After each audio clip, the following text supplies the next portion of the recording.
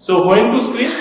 In the first antenatal visit, you have to screen with fasting blood glucose and HbA1c. And as I have already mentioned, there is some suggestions that we can do a OGTT with a 75 oral glucose load in the first visit also, and treat accordingly if there is mild glucose intolerance.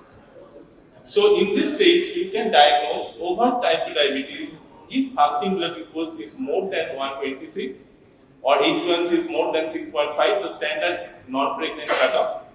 And you label is early abnormal glucose metabolism if fasting blood glucose between 110 to 125 and HbA1c between 5.9 to 6.4%. If the first antenatal visit screen is negative, then you have to go for OGTT at 24 to 28 weeks of gestation. There are two approaches for that. One is one-step approach, another is two-step approach. One-step approach is consists of directly going for a 75 gram OGTT, and in two-step approach, first you go for a glucose challenge stage with a 50 gram glucose load. If the screen is positive, then you proceed for the next step, that is a 100 gram full OGTT. Now, why this 24 to 28 week has been chosen? Because in this figure you can appreciate that in the normal physiology, what happens? In the dotted line, it has been you can appreciate that the insulin level usually rises after 20 to 24 weeks of gestation, and it is actually going hand in hand with the increasing insulin resistance during the progression of the pregnancy. But what happened in the gestational diabetes patient? The insulin response is actually blunted after 20 to 24 weeks, and it can't meet the increased demand of insulin resistance during this phase. So this 20 to 24 to 28 weeks has been chosen to screen for gestational diabetes. Now for one-step approach, to go with 75 gram oral glucose tolerance test. This requires overnight fasting, and it has been recommended by or adopted by IAD-PSG, ADA, and Endocrine Society. In the two-step approach, as I've already mentioned, first you go with a 50 gram glucose challenge test in any time of day. Fasting is not required here. If your 1 hour glucose value is more than the threshold of 140 or 130, because they have different sensitivity and specificity, and if the patient is screened positive, then you go for the second step process, that is a full 3 hour 100 gram OGTT test, and two values should be abnormal to diagnose gestational diabetes in this group of patients. And it is being endorsed by American College of Obstetrics and Gynecology. So there is basically controversies regarding that. These are the different diagnostic criteria to define gestational diabetes. So Carpenter-Couston has adopted the Wu-Sullivan-Mahan criteria and converted the whole blood glucose into plasma glucose, and they have done some analytic correction for dot spot method as well. Here, 100 gram OGT is being conducted, and fasting 1 hour, 2 hour, and 3 hour glucose value have been depicted in the figure. And above this, any two values above this will suggest gestational diabetes. For IAD-PSG, the 75 gram single step approach is being adopted, and here 75 gram OGTT, you measure the fasting 1 hour and 2 hour blood glucose value.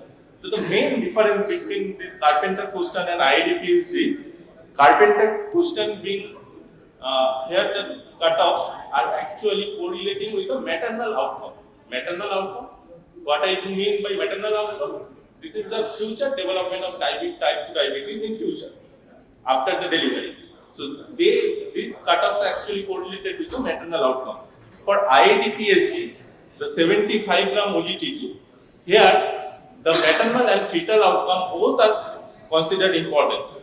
And so, and the IAD-PSG cutoffs being evolved from a study which is known as hyperglycemic and adverse pregnancy outcome, HAPO study, which was published in 2008.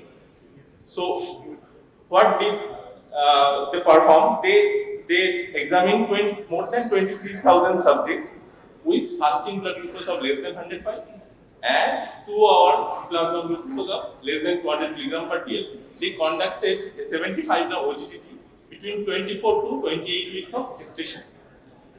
And what they've seen that one standard deviation rise in the fasting blood glucose and 2-hour plasma glucose was associated with adverse perinatal outcome in terms of increasing large for gestational age, neonatal hypoglycemia, primary cesarean delivery frequency, and cord blood C-peptide level. In this, the same thing has been depicted in this diagram. But the relation of the adverse perinatal outcome is actually a continuum with the blood glucose values. They did not find, when the IDPS study group evaluate or re-examine these graphs, they did not find any particularly threshold cutoffs above which the complication is appearing and below which everything is normal. It is not like that. The perinatal complications was continuously associated with increased glycemic values. So what they did, they considered two odd ratio, 1.75 and 2.0 for adverse outcome against the glucose categories, and ultimately through consensus it has been decided they will take a odd ratio of 1.75 and the odd ratio, the average blood glucose value they have taken to predict gestational diabetes mellitus. So this cutoff 92, 180 and 153 for fasting 1 hour and 2 hour with the 75 gram OGTT between 28 to 24 to 28 weeks of gestation. This specific cutoff value predict a 75% higher chance of adverse pregnancy outcome compared to normal blood glucose value or average blood glucose value. So this is by consensus, but actually they have seen complication at lower values also, but they have to decide some cutoff.